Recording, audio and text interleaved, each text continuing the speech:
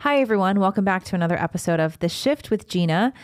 For those of you who are new, this podcast is an accompaniment to my women's health and fitness group called The Shift, which is hosted on Mighty Networks. And all of you ladies out there, sorry guys, ladies only, are more than welcome to join. I started this podcast so I could talk more about a lot of the topics that we discuss in my group. We talk about all things health and wellness, diet, workouts, mobility, sleep, hormones, but we also talk a lot about just women's issues that are happening in our culture that I can talk about in a more in-depth way off of social media. But here, this podcast is where I can get into things more long form. So today I want to talk about Ozempic, which is the wonder weight loss drug that everyone in Hollywood is apparently taking.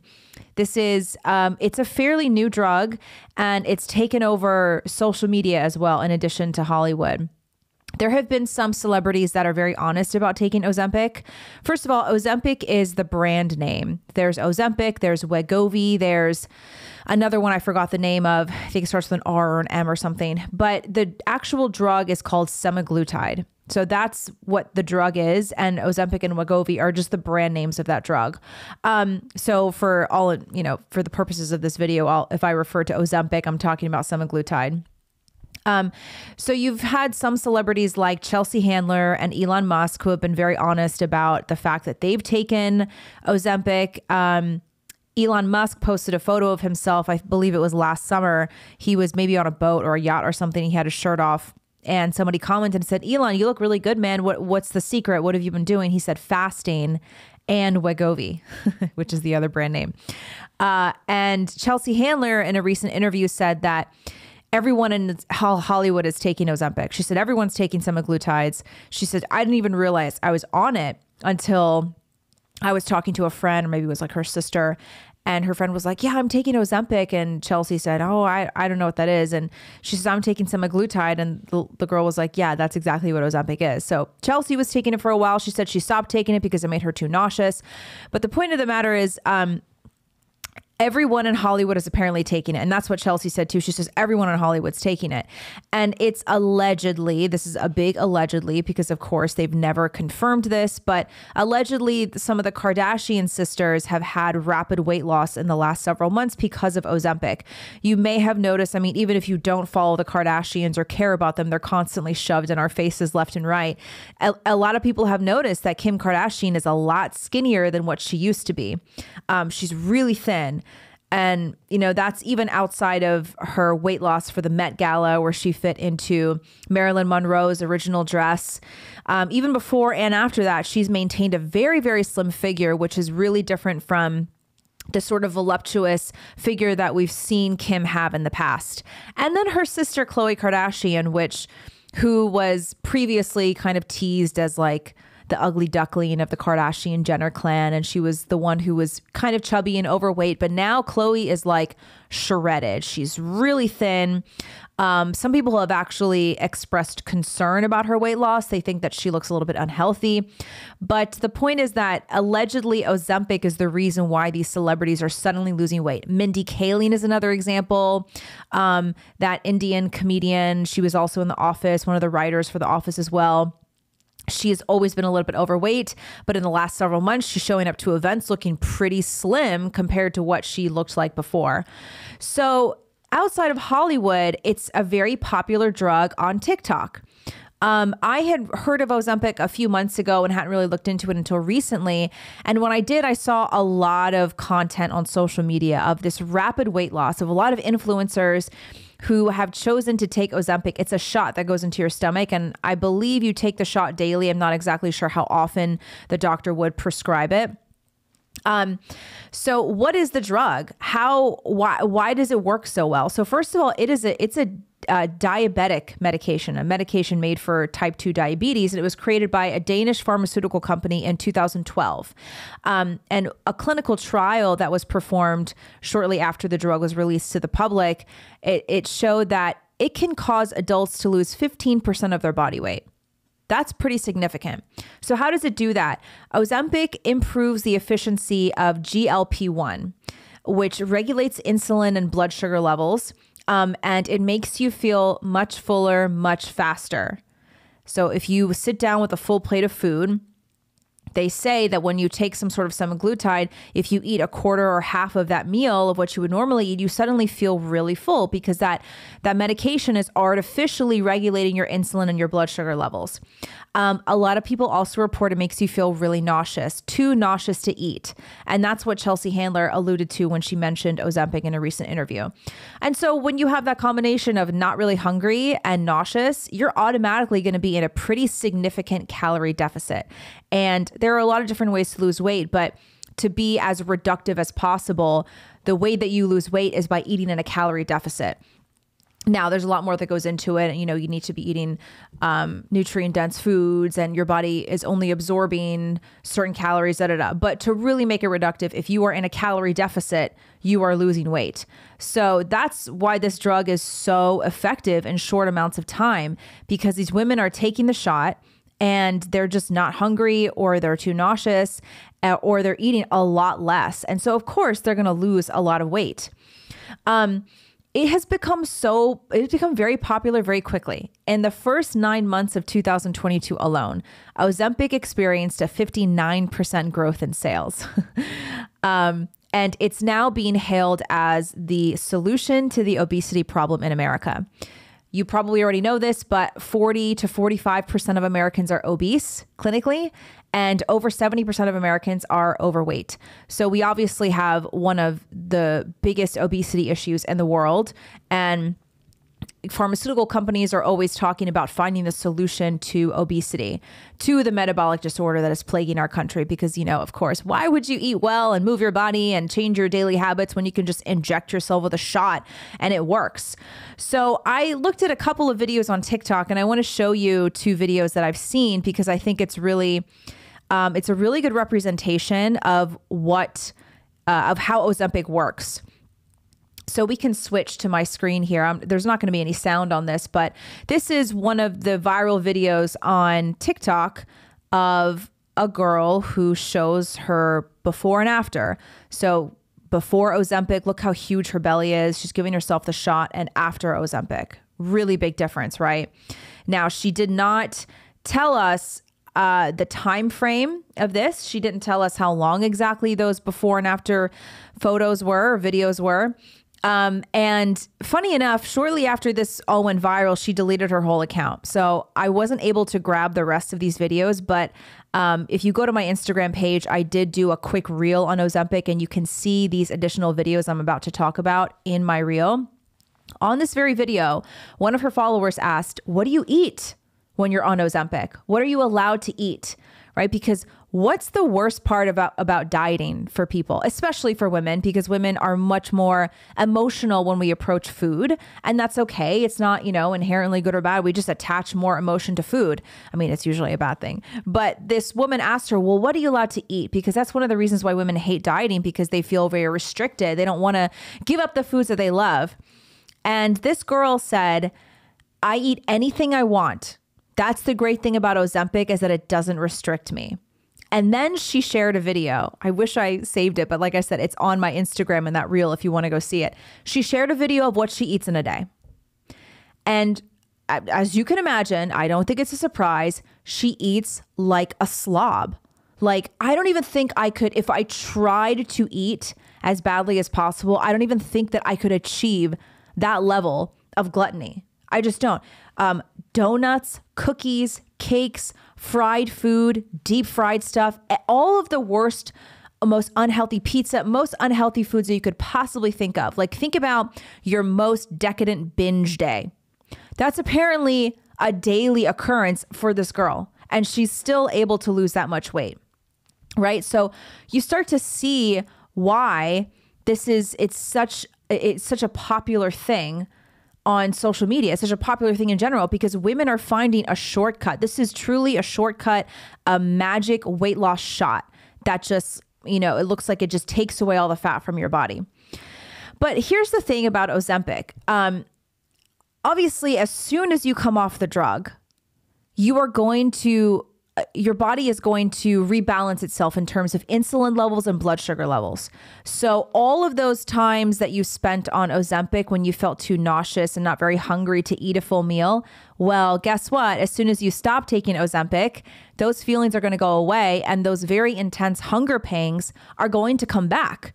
You're not going to be able to stop that. So unless you adopt a very healthy lifestyle and eat nutritious food and learn how to eat nutritious food in a calorie deficit, that weight is going to come back very quickly, and you may even gain back more. So now I'm going to show you a video of a girl who's really she's not obese. Okay. So, we don't need the sound for this one either. I'll just play it. So the caption is, okay, here it is, before and afters, down 40-ish pounds on Wegovy. Remember, that's the other brand name for semaglutide. She's a pretty girl. So if you see her in the before photos, she's not obese by any means. And look at her after photos. Very thin, svelte. Look at that. She's almost unrecognizable, right? So tiny. So that's another great example of what Ozempic does. We can switch back to me now. That's another really good example of what Ozempic does. It can take someone who she had an average body, I would say, right? That's a pretty average American figure that you would see. She took Wegovy. Let's see if she tells us how long. Okay. So it took her 4 months to lose 40 pounds. That's 10 pounds a month. It took her 4 months to lose 40 pounds on Wegovy. And if you saw those, for those of you who are listening, you can't see, but you can also go to my Instagram page in the reel that I did on Ozempic. I also embed that video. She looks phenomenal. I mean, she looks very thin, and she has like that hourglass shape back. Look, I'll say this. I totally understand why so many women are into Ozempic. I get it, because weight loss is not an easy thing, particularly in this modern era where all of our food is packed with so many chemicals that make your food extra satiating. Like it's hyper palatable foods that make you go back for more and more and more. They literally make you addicted to these foods. So it can be so difficult. Women, they bash their head against the wall every day, and they try everything that they can possibly do to lose weight, and it's just not working. So they see this magic weight loss drug that comes around, and they just want to they want to grab it because it looks like it works. So the thing about Ozempic is that it's become so popular for off-labeling in this way. So off-labeling, for those of you who don't know, it just means that a drug that's meant to do X, people discover that it can also do Y. So then they off-label prescribe it for something that it's not originally meant for, right? A really good example that most people don't know is Viagra. Viagra was not put on the market as an erectile dysfunction drug. It was originally some sort of heart medication. And then they realized that the side effect is that they were just getting these really persistent boners. And then it became this overnight, essentially, it became this wonder erectile dysfunction drug. And that's very similar to what's happening to Ozempic. Ozempic is a drug for type 2 diabetes. And people discovered that it gives you immense weight loss in a short amount of time. So it's being off-labeled now.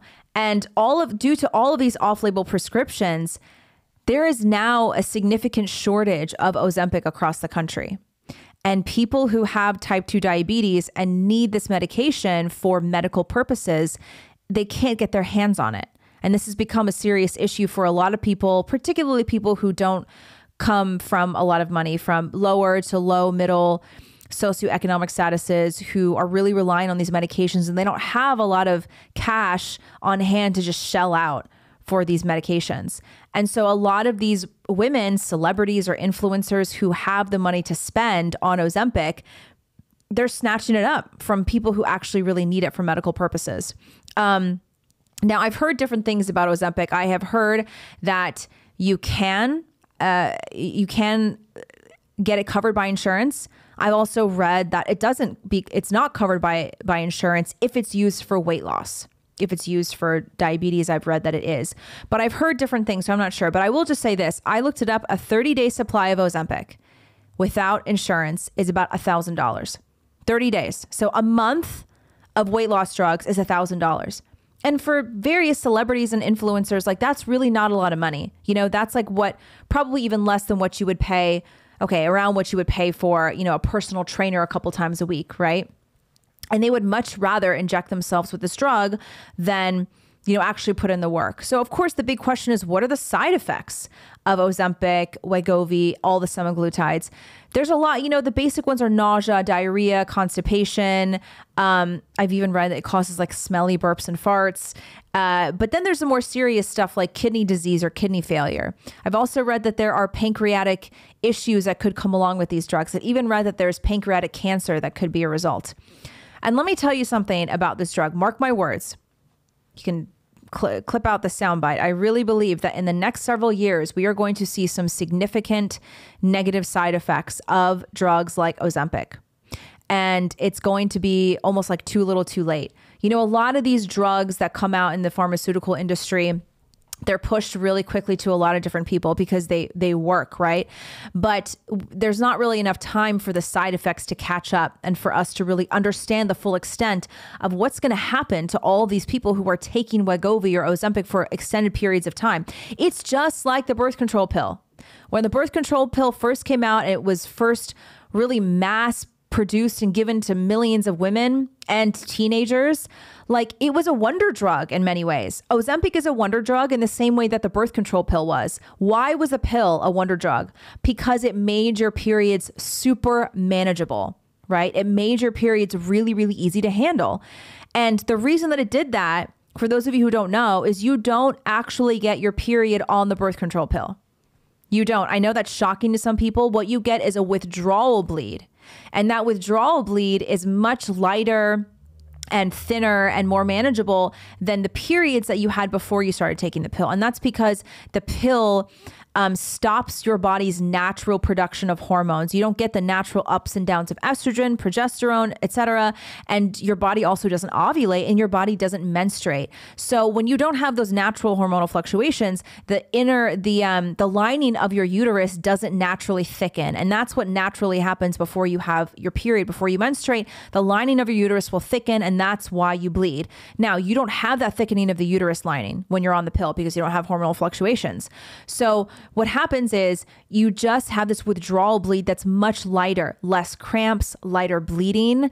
And that's why the pill was this wonder drug. You didn't get pregnant and you didn't have uncomfortable periods anymore, right? Wow, what a wonder drug, because that pill was running your body on pseudo artificial hormones or not real hormones.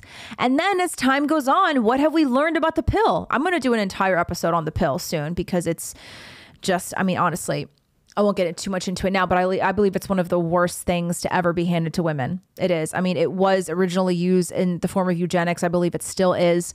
Now we've realized that it causes severe hormonal issues in a lot of women because it stops you from ovulating. We've also learned that it causes intense mood swings.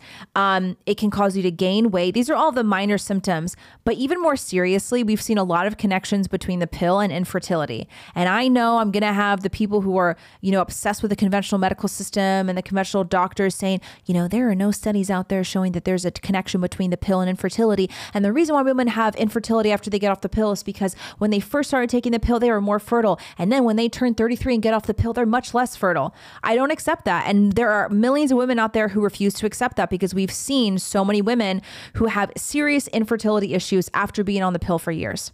So now my whole point is that the pill was seen as a wonder drug the same way that Ozempic is today. And now there's this countercultural movement where a lot of women want to educate other women on the dangers of the pill and how it can really wreck your body. And particularly, it can wreck your body if you start taking the pill at an early age, 15, 16. The pill can even change what kind of men you're attracted to. It can change the way that you that you smell their pheromones. So I think that, mark my words, in the next few years, maybe 5 to 10 or more years, we're going to see some serious side effects of Ozempic. And I think that the rise of popularity in Ozempic and Wegovy is perfectly reflective of how lazy and entitled and gluttonous our culture is. You have these obese people who look like, I say this all the time. I say it on places like Twitter and Instagram. If you see the promo graphic photos, the graphics that were from the circus 100 years ago, the photos of the world's fattest man, those like circus attractions, that man looks like any person that you would see in Walmart today. Like that woman, that first woman I showed you, like she's obese. She would have been like a laughing stock of a civilized society 200 years ago. So now you have these people who are obese, and instead of actually making lasting changes in their lifestyle and their diet, they are choosing to take a shot every day that's just going to make them lose weight quickly. And like I said, it's perfectly reflective of how lazy and entitled our culture has become. And I think it's really sad because at the end of the day, who is really harmed by this? It's those women who are very overweight. They are just, taking that shot of Ozempic every day is just putting off. It's just delaying the negative effects that are going to show up in your health from being overweight, from taking a lot of pharmaceutical drugs. And those are the people that really suffer from it the most. And of course, I'm the mean one. We're the mean ones because we talk about how obesity is bad for you and how taking these quick fixes, they're nothing more than just a temporary Band-Aid that is not going to solve your problem as soon as you get off of Ozempic, because guess what? You can't be on Ozempic forever. Okay, you stay on it for a year and you lose some weight. Do you think you're going to keep all of that weight off? Very likely not. Very, very likely not. And then when it's all said and done, you're not taking the drug anymore. Of course, you're either going to gain it back or you're going to gain a lot of it back. And of course, we're the mean ones because we say it's so much more worth it for people to stop being lazy, to stop being gluttonous, and to actually take control of their lifestyle and their diet. I know it's not easy, guys, especially in this world where there's a lot of conflicting information. You don't really know what to do. A lot of the weight loss foods or the healthy foods that are marketed to you are not actually healthy and are not actually going to help you lose weight. I get that. And that's why I have a women's health and fitness group, because it can be so confusing out there. A lot of women ask me, they're like, what kind of people are in your group? Are they all, young and healthy? I have such a wide variety and wide range of women in my group. Wide women, 20s, 30s, 40s, 50s, and even 60s. It really is a diverse group in terms of age and in terms of ability and what stage you're in life. I have a lot of women who are overweight. I have some obese women in my group. I have some women who aren't, who just want to feel better and get some more tips on health and wellness. But whatever stage you're in, if you get discouraged and you feel confused about how to lose weight, about how to eat well, about how to move the body, and if you feel like it's just too much conflicting information, just come join my group. It's called The Shift. The link is in the description. It's for women only. I'm really passionate about helping women like this lose weight for good and get healthy for good, rather than relying on the pharmaceutical companies that have been lying to us and profiting off of our suffering and pain for decades and decades and decades. There's a better solution, ladies. Trust me, I'm not saying it's going to be easy. It's not going to be easy, but in the long run, it will be easier, because the pain and suffering that you're going to experience from being on these drugs and the side effects and stuff, it's not even going to be worth it. The ups and the downs and the effect it has in your body, you're much better off doing it naturally. So if you want to join my group, link in the description. There's one more thing I wanted to talk about today. I saw this viral video on Twitter that was originally on TikTok, and I think it's very interesting because it is a really nice reflection of where our culture is at. We're going to shift from weight loss and talk more about, let's just check in with women. Let's just check in with women and see what they think about motherhood and pregnancy. You can switch to my screen here. So I went to the gyno yesterday for my annual exam, and the doctor comes in, we're talking for a little bit, and I'm 28 years old. He asked me if I'm planning on having children anytime soon. You mean on purpose? In this day and age, you think I'm trying to have a child? In our society, where we don't have any rights, don't have freedom, can't send your child to school without worrying that there might be a mass shooting. You think I'm trying to have a child on purpose? I don't think so. I see this kind of content all the time. Women are convinced, men too, but mostly women, they're convinced that there's no good reason to have children today. And why on earth would you bring children into this screwed up world? It's such a bad world out there. We don't have rights. We can't kill our own babies. Like, I'm not even allowed to show my nipples in public. It's so unfair. And it's like, why would I want to bring a child into this screwed up world? You see this all the time. And the depopulation agenda it's working. I firmly believe, call me a conspiracy theorist, you can put on my tinfoil hat, I don't care. The globalists want to reduce the population of the world. Globalists want fewer people because they want to be able to control more people. They want to be able to track everything you do. And the fewer people there are on Earth, the easier it is for them to track everything that you do. So this depopulation agenda is working very well. And now in the United States, we're below birth replacement rate. Birth replacement rate is 2.1 children on average per woman. And we're just under that. Elon Musk talks about this quite a bit. You know, he's certainly doing his part in the sense that he's having kids with like all sorts of different women. But he does talk about the importance of continuing the human race. And you see a lot of these women, right? Millennials or Gen Zers who they really actually believe that having children is going to put them into this really screwed up world. People forget that we live in the most privileged, entitled, the safest era that has ever existed in the history of the world. We are so weak and we're so spoiled that we don't understand that our ancestors faced so much more adversity and so many more challenges and obstacles and so many more dangers to bring children into the world. And yet our ancestors knew deep in their souls that it was their duty, that they were put on this earth, that God put them on this earth to be fruitful and multiply. And our ancestors were so much braver than we are for bringing multiple children into a world that was far more dangerous than the world we live in today. Our ancestors, even just a couple of short generations ago, were having 5, 6, 7, 10 plus kids and knowing good and well that a percentage of those children will likely die, if not in infancy, maybe even a little bit older in their childhood. And the women did it knowing that they could likely die in childbirth.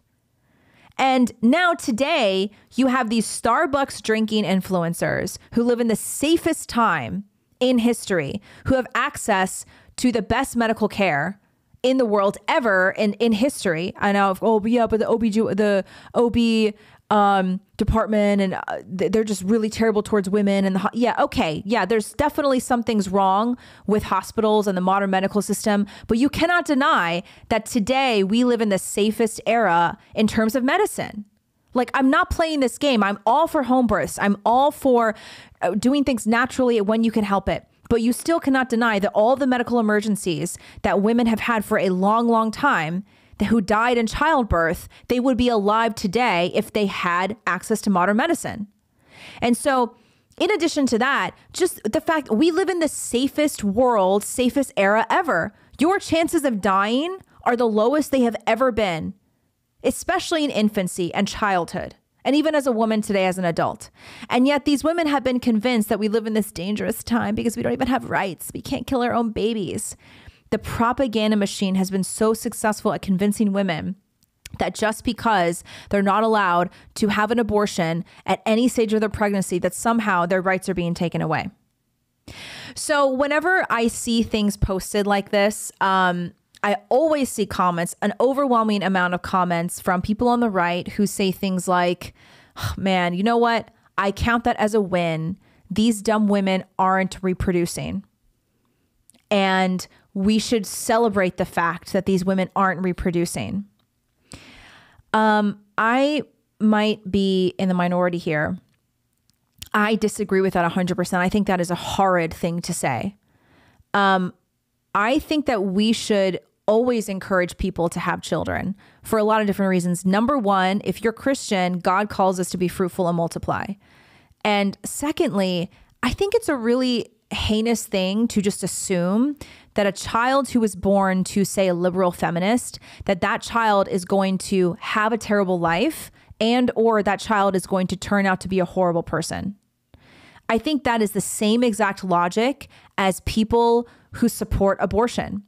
That child's going to have a terrible life. Just kill them before they can live that life. That child is going to be born to poor parents. That child's not going to have access to a good education. That child may experience racism in their life. We should just kill them.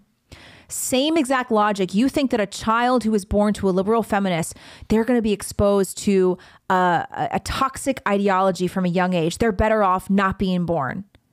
I think that's a terrible, terrible, immoral way to think. And this is the same argument that we use as anti-abortion activists. We say, just because someone may be born to parents who are not good parents does not mean that they're not going to go on and do amazing, successful things in life. Doesn't mean that they're going to go on and live terrible lives. There are so many stories that organizations like Live Action will share of children who were conceived and born out of rape. Their father was a violent rapist and they still grew up and they experienced love and they were able to give love to the world. And they were able to have their own children and be contributing members of society. And then you have successful people like Elon Musk. You don't even have to like him, but you can't deny that he's very successful and he's done a lot for our society. He came from a very physically abusive father. So are you saying that just because someone has a parent who is not doing life the right way, or a parent who may have a different political ideology than you, that they shouldn't have children because those children are automatically going to grow up and have terrible lives? I think it's a terrible thing to say. I don't agree with that. And also, thirdly, I firmly believe that having children makes you a better person. I think this applies particularly to women. So women are statistically more likely to be liberal, especially young women under the age of 40 were more likely to be liberal. I really believe, and I've seen this happen anecdotally through a lot of friends, a woman becomes a better person when she becomes a mother. She becomes less selfish. She becomes more compassionate, more caring. She is tethered to reality in a much more meaningful way because suddenly she has this child that makes her see the world very, very differently. I wish that for all women. I'm not saying that every single woman on the planet has to become a mother. I know that some women feel like they have different callings, whether it's to serve in the church, or they just feel like they have different ways to nurture people in their lives, because I believe to be a woman is to nurture. That doesn't necessarily mean you have to nurture your own biological children. But I'm saying that I think most women like this would be much happier, much more fulfilled, and they would contribute much better to society if they became mothers. And that's why I hate seeing all the people on the right who were like, oh, good, they shouldn't be reproducing. No, they should. And we also need to keep the birth replacement rate up. I can't believe people are like, oh, yeah, awesome. This is a win for us. We're just going to keep pumping out all these children and they're going to be conservative and take over the country. The human race isn't going to survive if we keep up like this. I think we should be encouraging people like this to have children. I think we should be changing the cultural narrative to have women realize that having a child will bring you the most happiness and fulfillment than you will ever dream of, especially in that selfish life that you have where you wake up at 10 a.m. and you go drink whenever you want, you get Starbucks during the day and you sleep with whoever you want, you use the dating apps and you travel. Okay, that might be fun for 5 years, but then you turn 35 years old and you're lonely and you're depressed and you have nobody in your life who's going to be with you every single day forever. That's why you need a husband. And you don't have someone that is going to give you fulfillment for the rest of your life. That's what children are for. And I think we're put on this earth to be fruitful and multiply. So I do not agree with this idea that women like this should not reproduce. It's not a win. It's not a good thing to see this. We should be sad when we see women who have been convinced that we live in such a dangerous world that we shouldn't bring children into it.